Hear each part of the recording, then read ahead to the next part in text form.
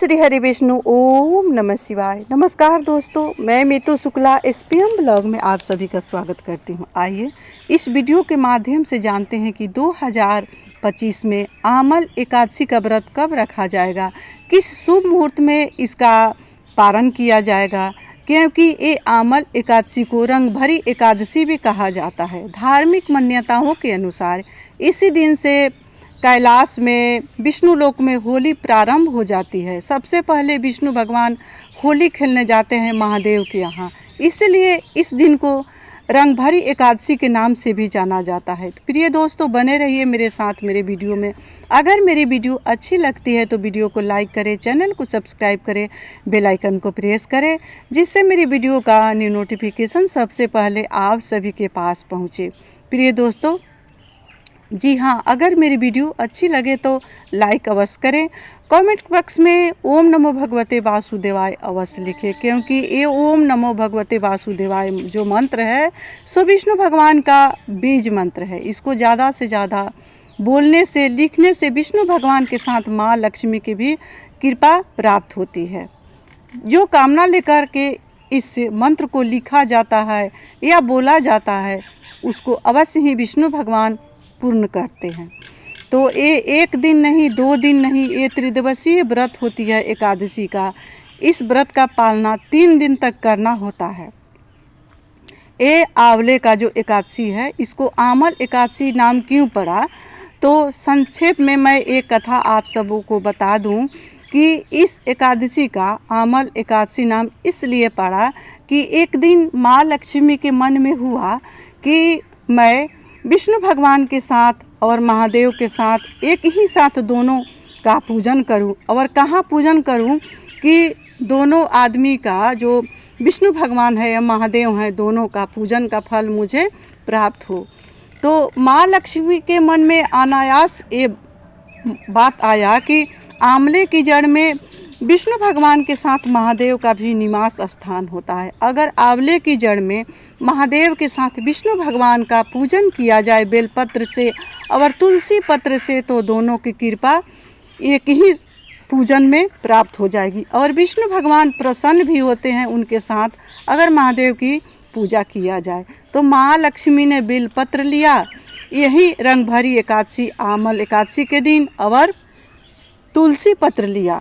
Bell पत्र लेकर के, तुलसी पत्र लेकर के माँ लक्ष्मी ने आंवले की जड़ में पूजन की।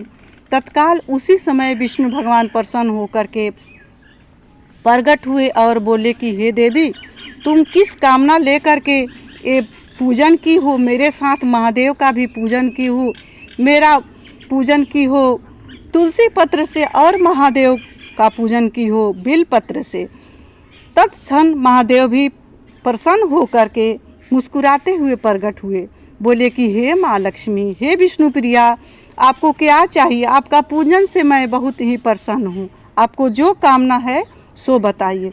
तब माँ लक्ष्मी बोली कि हे विष्णु भगवान, हे महादेव, मेरी यही कामना है कि जो ये आमल एकादशी का व्रत रखे और व्रत रख करके विधि विधान से आंवले की जड़ की सिंचन करे, पूजन करे, उस पर आप प्रसन्न होना। जो भी कामना लेकर जो भी मनुष्य इस व्रत को करे, आंवले जड़ की पूजन करे, आंवला का भोग लगाए, उस पर आप अवश्य प्रसन्न होगा ना, और उसकी कामना को पूर्ण करना। महादेव और विष्णु भगवान ने उसी आंवले के जड़ में उसी समय अंतर्ध्यान हो गए और बोले कि हे देवी, तुम्हारी कामना पूर्ण होगी। तभी से इस एकादशी का नाम आमल की एकादशी पड़ी और सभी मनुष्य करने लगे। कल युग में जो भी मनुष्य जो कामना लेकर के इस व्रत को करता है, उसका सभी कामना को विष्णु भगवान के साथ महादेव भी पूर्ण करते हैं। तो प्रिय दोस्तों, इस आमल एकादशी के दिन आंवला की जड़ का अवश्य ही पूजन करें।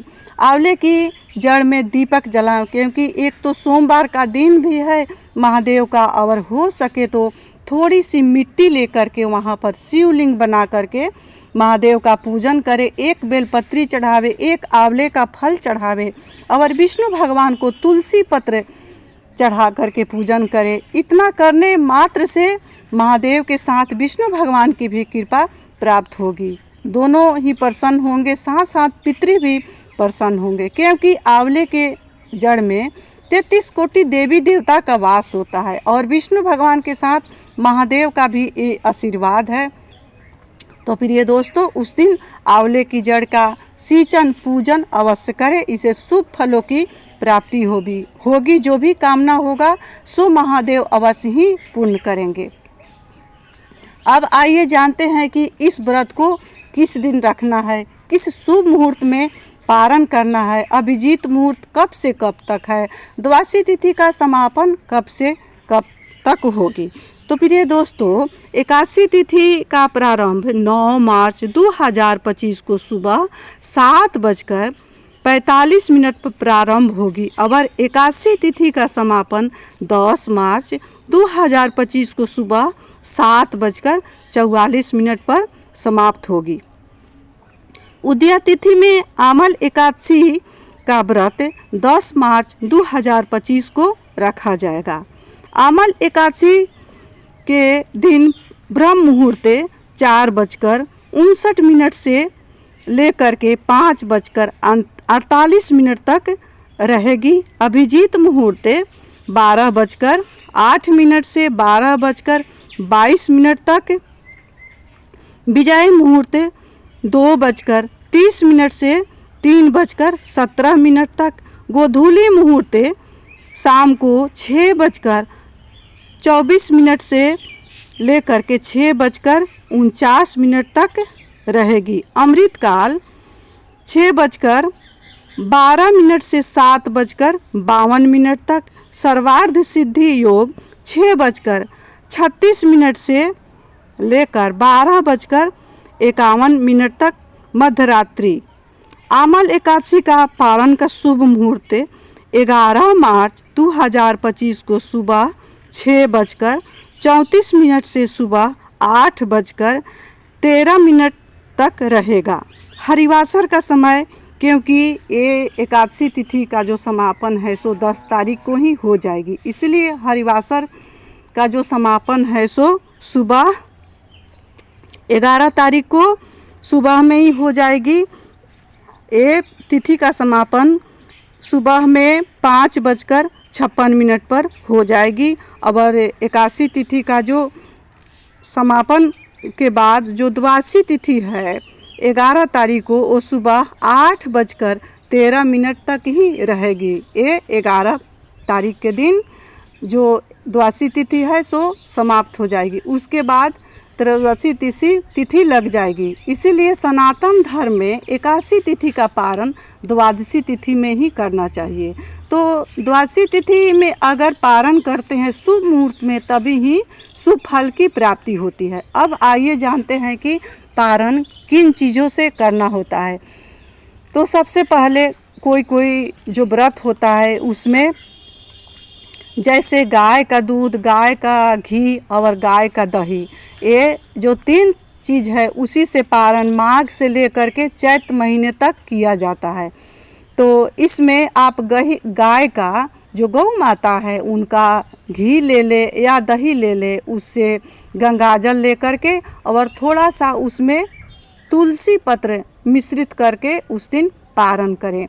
ध्यान रहे कि पारण के दिन भी तुलसी पत्र नहीं तोड़ा जाता है। द्वादशी तिथि में भी तुलसी पत्र को नहीं तोड़ा जाता है। एक दिन पहले यानी शनिवार को ही तुलसी पत्र तोड़ ले। नहा खाए के दिन रविवार पड़ रही है तो उस दिन भी तुलसी पत्र नहीं तोड़ा जाएगा। तो एक दिन पहले शनिवार को ही नहा खाए से एक दिन पहले ही तुलसी पत्र तोड़ ले।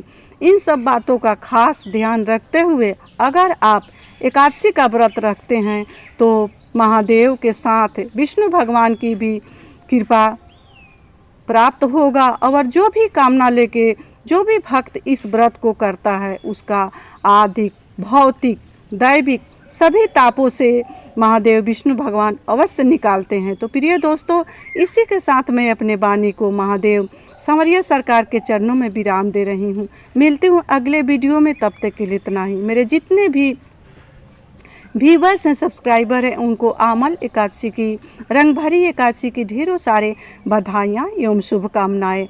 महादेव भगवान की कृपा, विष्णु भगवान की कृपा आप सबों पर बना रहे। आप जहाँ कहीं भी रहें स्वस्थ रहें, खुश रहें और खूब मस्त रहें। जय श्री हरि विष्णु। ओम नमः शिवाय।